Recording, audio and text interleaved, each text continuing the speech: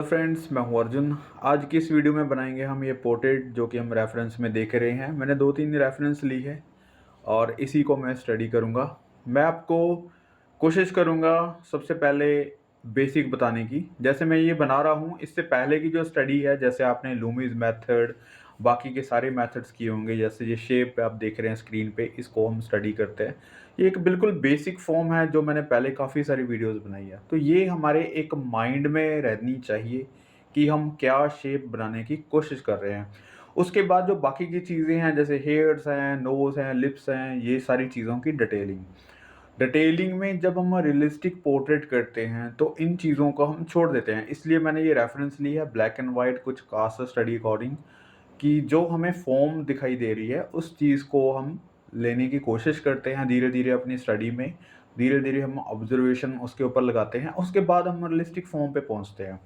Suppose करो मैंने सीधा एक रियलिस्टिक पोर्ट्रेट स्टार्ट कर लिया, लेकिन मुझे बहुत सारी कन्फ्यूज़न रहेंगी, मुझे शेड कहाँ पे करनी है, फीचर्स कहाँ पे आ रहे हैं। उससे जो पहले की स्टडी है, उससे पहले जो बेसिक पॉइंट्स हैं, उसके ऊपर मुझे जाना होगा। वहाँ पे क्या होगा, मुझे प्रॉपर तरीके से देखना होगा। जैसे ये स्कल का पॉइंट्स है, मुझे आईज़ कहाँ पे बनानी है, नोज़ कहाँ पे आ रहा है, डेप्थ वाला एरिया कौन सा है, उसके नीचे का स्ट्रक्चर क्या है, मुझे धीरे धीरे उनके लेयर्स के ऊपर काम करना होगा। यानी कि जो लेयर्स आ रही हैं ऊपर के ऊपर, उस चीज़ के ऊपर धीरे धीरे पॉइंट बाय पॉइंट हमें पहुंचना होता है। यानी कि हर एक चीज़ को आपने देखना है, पहले बेसिक पॉइंट पे काम करना है, उसके बाद आपने लेयर चेंज करनी है। यानी कि सबसे पहले आपने स्कल स्टडी करनी है, धीरे धीरे आपने उसके ऊपर स्किन लेयर्स देनी है, मसल्स की लेयर देनी है। उसके बाद ये चीज़ें आती हैं, जैसे हम किसी का पोर्ट्रेट बनाते हैं तो वहाँ पे हमारे पास ऑब्जर्वेशन वाली चीज़ जो है वो यही रहती है कि हमें डेप्थ कहाँ पे देनी है, हमें उस चीज़ का मोल्ड किस तरीके से तैयार करना है। जैसे मैंने आज कलरफुल या फिर रियलिस्टिक पोर्ट्रेट नहीं लिया, ये ब्लैक एंड वाइट सिर्फ वैल्यू डिसाइड करने वाली चीज़ है। जैसे आपको वैल्यू डिसाइड करनी आ जाएगी, कहाँ पे डार्क करना है, लाइट करना है, कौन सी चीज़ कहाँ पे आ रही है, राइट। अभी आपके पास एक मोल्ड है, इसमें फीचर्स नहीं है ज़्यादा डिटेलफुल, जो भी हैं ब्लैक एंड वाइट में है। आपको लाइट एंड डार्क करना है। मैं एक ब्लैक एंड वाइट फ़ोटो भी नहीं लिया है, क्योंकि जो फ़ोटो में दिखाई दे रहा है वो आपको एक्चुअल में दिखाई नहीं देगा। काफ़ी सारी कन्फ्यूज़न बढ़ जाती है इसलिए, क्योंकि उसमें टोन्स काफ़ी सारी बढ़ जाती हैं। आपको देख के अभी थोड़ी-सी आसानी लग रही होगी कि आपको फीचर्स दिखाई दे रहे हैं, जहाँ पे आपको हल्की-सी डेप्थ दिखाई दे रही है, तो वहाँ पे आपको मिडल टोन में काम करना है, हल्की-सी शेडिंग देनी है। जो मैं हैचिंग स्टाइल कर रहा हूँ, ये आपको सिर्फ़ एक दिखाने के लिए है कि आप उसको शेड कर रहे हैं। मतलब आपको किसी स्टाइल में नहीं जाना है, वहाँ पे कोई स्टाइल आपको नहीं नज़र आ रहा होगा, वहाँ पे वैल्यू नज़र आ रही है। तो मैं उसी वैल्यू को हल्का-सा दिखाने की कोशिश कर रहा हूँ, सिंपल तरीके से। मैं कोई एक्स्ट्रा डार्क या फिर बिल्कुल सेम टू सेम बनाने की कोशिश भी नहीं कर रहा हूँ। उसको समझने की कोशिश कर रहे हैं कि हम हैंडल किस तरीके के कर पा रहे हैं, ठीक है? उसमें क्योंकि जैसे हेयर्स हैं, वहाँ पे कोई डिटेलिंग नहीं है, लेकिन ना लाइट एंड डार्क हल्का-सा वहाँ पे आपको दिखाया गया है, हल्की-सी वहाँ पे ड्राइंग दी गई है। जैसे उसकी तरफ लाइट आप देख रहे हैं, तो लाइट किस तरीके से आ रही है, यहाँ पे नेक पे डार्क शैडो आ रही है, तो उसको किस लेवल पे जाके डार्क करना है। यानी कि जितने भी हमने शेड्स बनाए हैं लाइट टू डार्क, उनमें से कौन-सी शेड वहाँ पे फिट बैठती है, ये सारी चीज़ें हमारी ऑब्जर्वेशन की हैं। आपको अगर बिल्कुल बेसिक्स देखना है, मैंने काफ़ी सारी वीडियोस पीछे दी गई हैं, डिस्क्रिप्शन में आपको लिंक भी मिल जाएगा। वो सारी चीज़ें आप देख सकते हैं, स्टडी कर सकते हैं। तो मैं यहाँ पे इसी चीज़ की स्टडी कर रहा हूँ। जैसे रियलिस्टिक में आप बिल्कुल हेयर्स को ब्लैक बनाएँगे, बिल्कुल ब्लैक टोन देंगे। उसमें क्या है कि आपको लाइट एंड डार्क का पता चल जाएगा, लेकिन वहाँ पे आपको हेयर्स के स्टाइल में चले जाते हैं।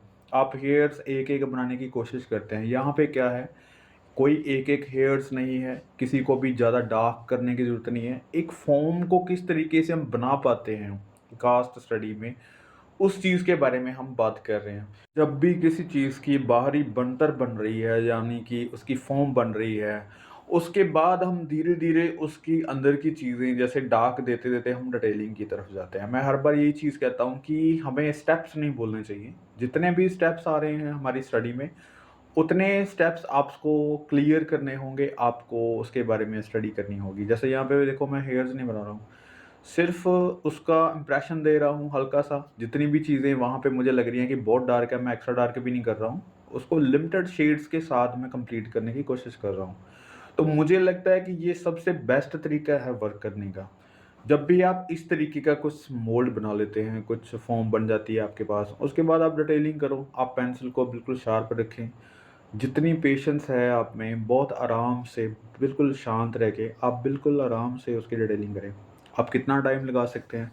डिटेलिंग आपकी पेशेंस है, आपका वक़्त है, आप कितना वक़्त लगा सकते हैं।